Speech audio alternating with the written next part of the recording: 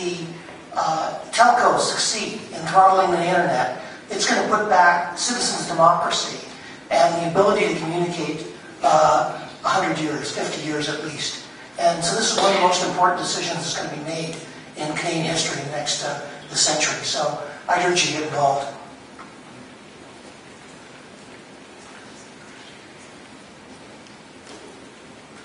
Hi, I'm pretty new to this issue, so I have a quick question for you guys. There's got to be a really strong business case to be made here too, right? Like, it seems to me that small businesses and others would suffer if under throttling and all those kinds of things. So there's got to be a cost to the economy, and the human rights side of it I think is really, really important, but I wonder about the economic impact.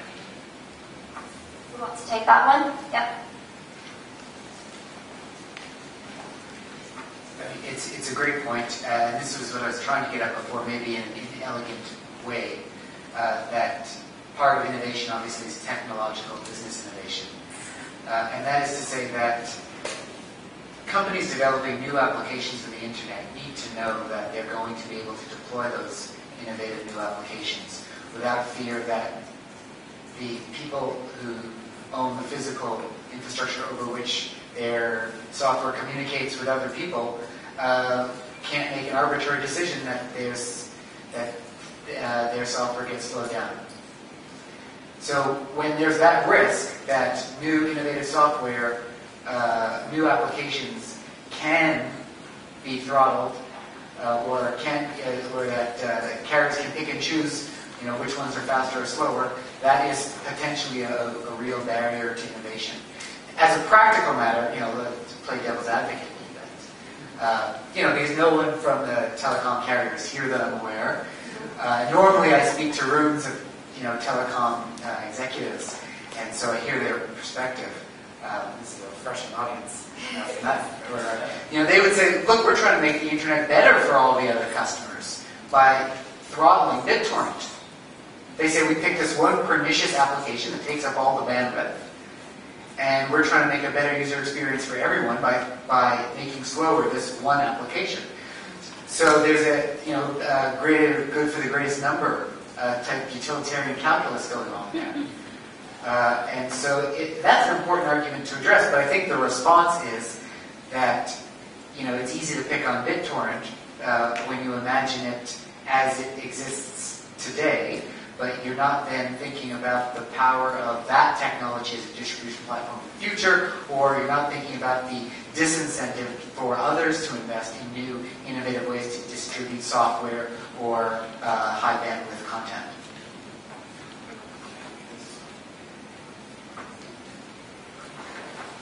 Yeah, I just wanted to address that a bit too. Like, in the U.S., they have an open internet, for sure. Like, Obama said, the internet's going to be open in the U.S., and he's putting forward policies to make that happen, as is Congress and the FCC. So if you think about it, if you were an online innovator, why would you start your business in Canada when you don't know what's going to happen? So of course it's going to chase away online business.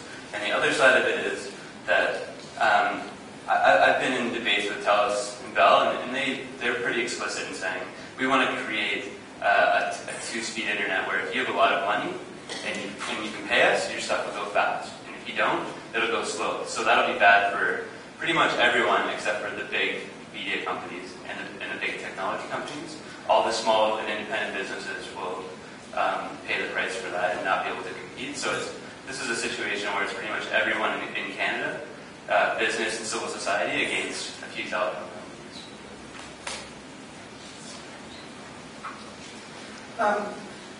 One thing in looking at what's been happening with the CRTC and the internet is that there seems to be a misunderstanding on the part of the quote-unquote average Canadian, or just anybody, on what the CRTC is and what it can do. Because over the years, the mandate of the CRTC has been drastically changed. I mean, going back to the Mulroney years.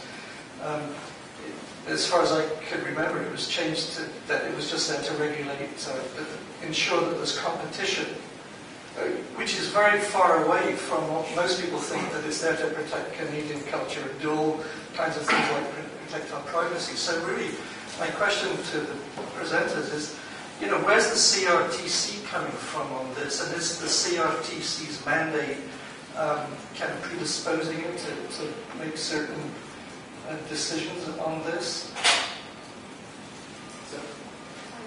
Sure. Well, I mean, I should say I'm not an expert on this because I'm not the digital affairs or the CRTC critic, but from just my observations of having, dealt with various issues with CRTC, I mean, it's a body that relates very much to the corporate providers, whether it's radio, in terms of telecommunications. They also are meant to hear from the public, and it's only when the public has pushed back in very large mobilized campaigns around things like Canadian content or demanding that there be a greater variety of local television. I mean, there's a big fight going on now about these carriage fees, right, of the local TV.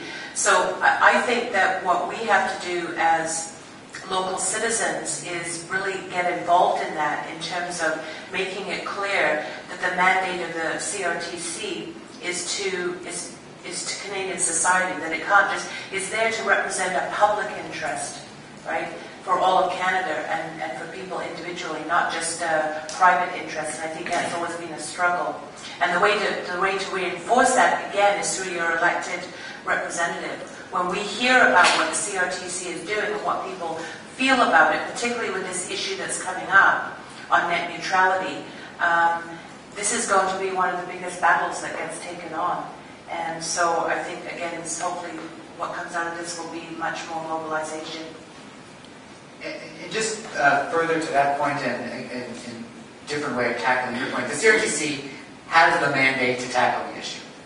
CRTC is charged with enforcing the Broadcasting Act and the Telecommunications Act. The Telecommunications Act has two sections in it, without being too lawyerly here, two sections in it that a lot of us think can solve this problem.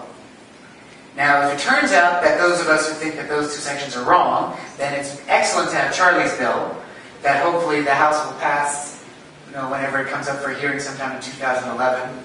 Well, I think Charlie's, he's got to move up in the parliamentary order for that. I'm being a little facetious, but so if the Telecom Act isn't as strong as we think it is, then maybe some legislative action is needed. But a lot of us think that the CRTC has all the power that it needs already, and that but greater clarity is always helpful.